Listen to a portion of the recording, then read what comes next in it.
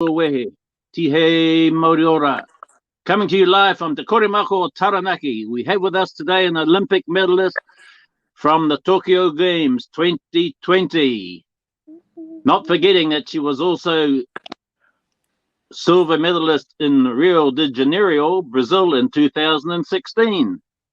Please welcome our own Taranaki Te Hawara born but now residing in Tauranga Olympic athlete Gayle Broughton.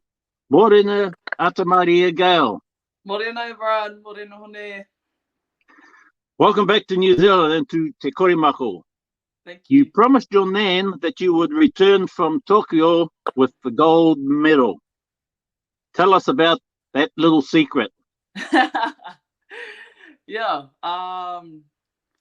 Well, I guess everyone knows how important my grandmother is to me, and that lady has given me everything in my life. And when I say I wouldn't be who I am without her, I truly mean that. And when we had the conversation of me making sure I bring home the gold, she always reminded me that she still loved me when I brought home silver, whether it was bronze or whether it was no medal at all. She always told me that she loved me. So when we talked about bringing home the gold, I just thought about all the times I would get tired and kind of want to give up, and I thought of that lady, and she's been my biggest motivation ever since then. So yeah, this one's for Nan.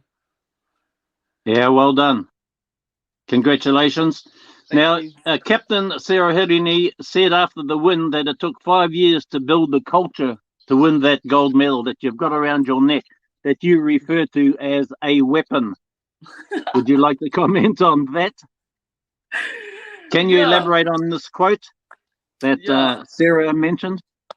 Yeah, I guess for our team, obviously, you spoke about Rio, and obviously we were never satisfied after coming second, although we were very grateful for a silver medal at the Olympics. And I guess ever since then, we had, it just shows we had the top gun players in the world, but if we couldn't come together off the field, then there was no point in us trying to work together on the field. So a great work from our coaches, Corey Sweeney and Alan Bunting, and they've been the massive drive behind our culture being at the forefront of our team. And we have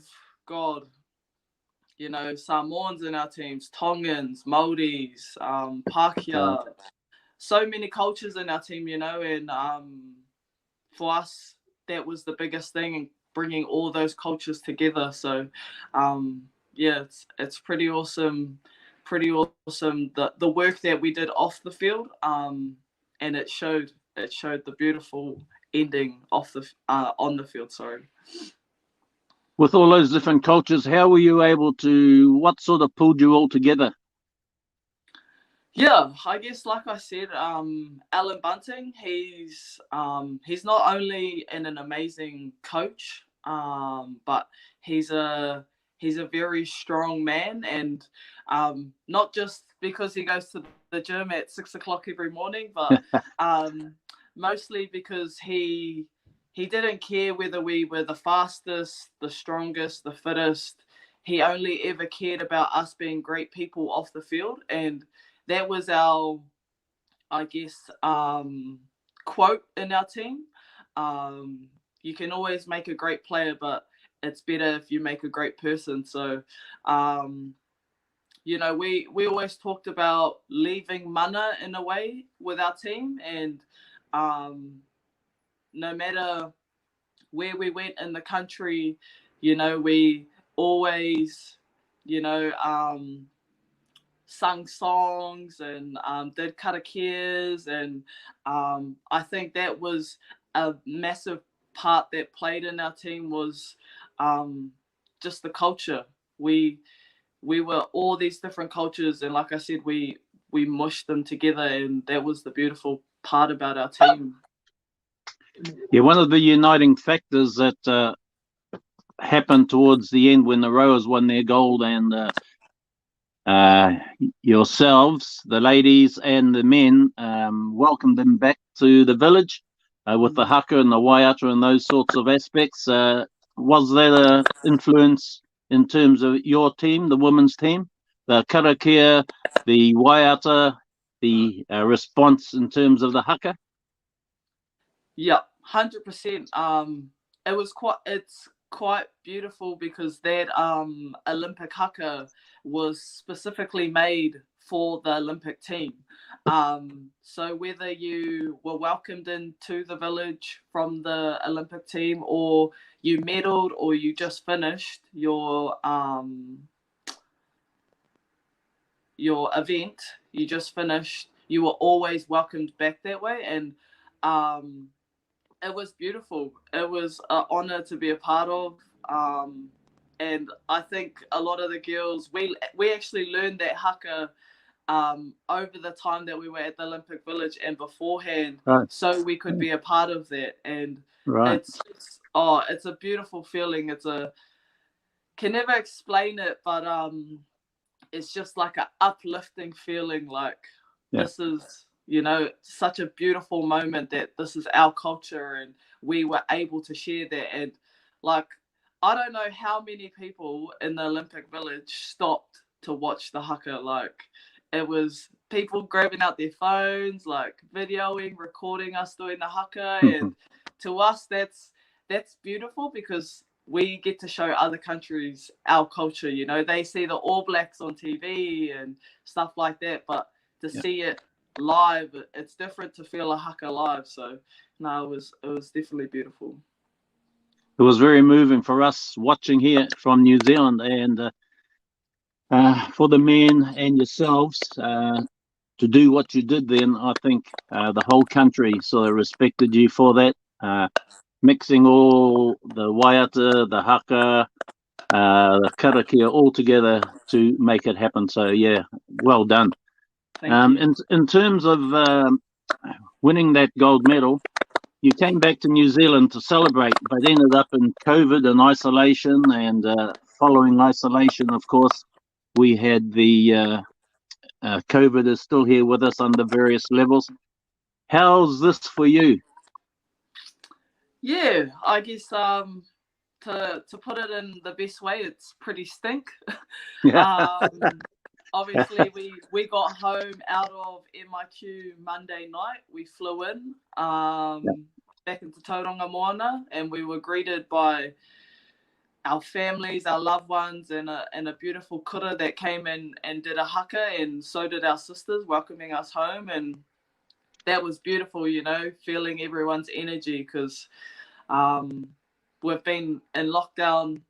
We've been in MIQ for 14 days, and only seeing and talking to ourselves, to seeing everyone that we love. It was pretty special. So no, it was pretty stink. Obviously Tuesday night, finding out we go into lockdown for who knows how long. But I guess that's always been our biggest thing as a team, that not only do we want to make our country proud and our family proud, but we want to keep everyone safe. And if we can play our part in, isolating for 14 days in MIQ and having to go into lockdown again, we'll do that, because we just want everyone to be safe. And I wish I would have been celebrating with my family tonight, which I'm pretty gutted about, but it's going to make it even more sweeter when we do finally have that gold party back in Hawera. Definitely. Okay, prior to the games, I mean, even probably from Rio, having won the silver and working towards Tokyo, there was a lot of pressure on you and the team as favourites to win. How did this affect you? Yeah, I guess I've always looked at pressure quite differently. Coming from a small town, not having much, and a lot of our players in our team having that same upbringing, we saw pressure as a privilege. You know, we talk about privilege, pressure in our team, and for people to, I guess, expect us to win gold we felt a privilege.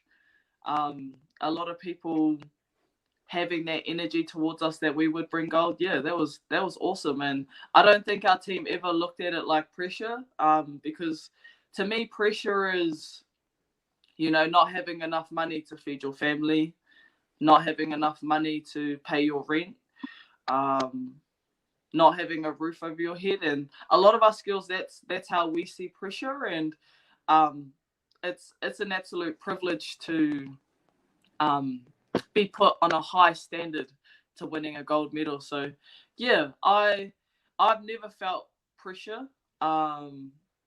There's some people out there that struggle day to day, and that's how I see pressure. So rugby to me has just always been a dream. Obviously it comes with its struggles and challenges, but I don't think the girls have ever felt like it was pressure, if you understand what I mean. Ka pai. You mentioned about your upbringing in Hawera, the schools you went to. Did that sort of, how did that come through in terms of who you are today and when you're on the field? Yeah, well, obviously, growing up, I was a bit of a terongo, so I didn't have the best of ears, and to be honest, I never liked school in general, so it definitely was never for me. But I know now that I'm older how much education plays in the real world, and obviously I can't play rugby for the rest of my life, so I'm going to need something after it. And but no, all the schools, I love going back to all my kuras that I went to when I back in Hawera, Tawhiti Primary, the Hawera Intermediate, Hawera High, and even the kura when Nan is the receptionist out there, and obviously New Plymouth Girls High that I went to my last kura. So no, all those schools have definitely they've taught me a lot of things, and I've learned a lot of lessons from those schools. So no, they definitely helped me grow. No doubt you get the opportunity to bring that weapon you got around your neck and visit those schools while you're back home at some stage. Yeah, of course. I'm sure they would appreciate that. You had a contingent of 2 non-playing reserves with you. How did they react to the team winning gold and the accolades of being there? Oh, that's a great question. Thank you. Yeah. They obviously, it was tough because they were not allowed in the village. So they had to stay outside the village. Is that right? Yeah, okay. So they traveled to Tokyo with us. Yes. But they were in a separate hotel to us with. Yeah, so okay. I've talked to Jazzy and T quite a lot over the time, and it would be quite difficult, getting that close to the Olympics and not being able to play, and being in Tokyo, and and I'm sure there would be a lot of, I guess, mental challenges on them, and but they're amazing. Like I said, our team doesn't just build great players, we build great humans, and we also, all as a team, we understand that from 1 to 21, we all we all won the gold, whether we were there or not. Every single person in our team played a part, from our manager to our coaches to our S&C trainer to our physios. Every single person played a part. So I guess it would be pretty tough, but no, they were soldiers as always. Definitely. Oh, thank you for that. I didn't know that that was a situation that they were outside of the Olympic Village. Okay, well, playing in the semi-finals, the semis, and then the finals, Fiji. Comment? Oh. Oh, God, wow. I guess at the time, wow. To be honest, I haven't watched much Seven since I've got home, so Right. yeah, thinking of that game, it gives me goosebumps. But no, Fiji were amazing coming into that tournament. Obviously, we played Fiji in Australia at the Oceania tournament. Right, And yes, that's right. we knew when we played them that was just a part of them. That wasn't even their full potential that they had reached when they had got to the Olympics. And I love Fiji. I love Fijiana already as people. They're such awesome ladies, you know. But they're very skillful, and they were definitely my favorite team to play against at the Olympics. Right. Because they gave it to us. Extra time, like you couldn't ask for a better semi-final, and thank Jesus Christ and the Holy Man above that obviously Stacey Walker gets the take on the kickoff, and we make our way down to the try line, and I don't know what came over me. I must have felt like an NFL player and did kind of like a step spinny round thing and slammed the ball down because but by then I just said just score the try. I don't care where you score the try, just score the try. But no, Fiji was I definitely had my heart racing on the field. But at the same time I knew we had it in the bag. I knew we, like I said, privilege pressure isn't much to me because when I'm on the field it's just having fun. So it was an awesome game. What do you think? Awesome game? Yeah. He mihi hoki ki ngā runga rawa. Yeah, that was awesome. Now, but France was even better. Yeah. Mainly because Michaela scored the first try and you rounded it off. Comment? Yeah, obviously, proud of my mate. You know, the journey that she's had, and I've seen her grow from, you know, this short little Palangi girl with this mean ass fringe to this stronger Palangi girl with no fringe but big muscles. So that game was awesome, and I remember vividly when I got the ball given to me before I dived in the corner. I just heard her. I could hear her voice, and if you go back and watch the replay of that final, if you listen, you can hear her, and she's telling me, "Go for the corner, G. Go for the corner."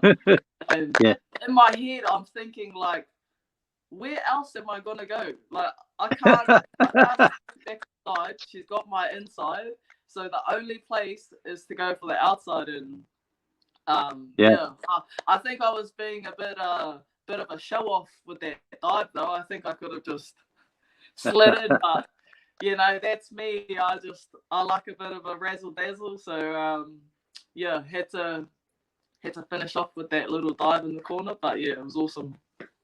It was great to see you score inside that corner flag because, we've watched so many league games with Terry where they're doing that, and to see you do it, that rounded it off. That's the best ever. Well done, Gayle. Thank you.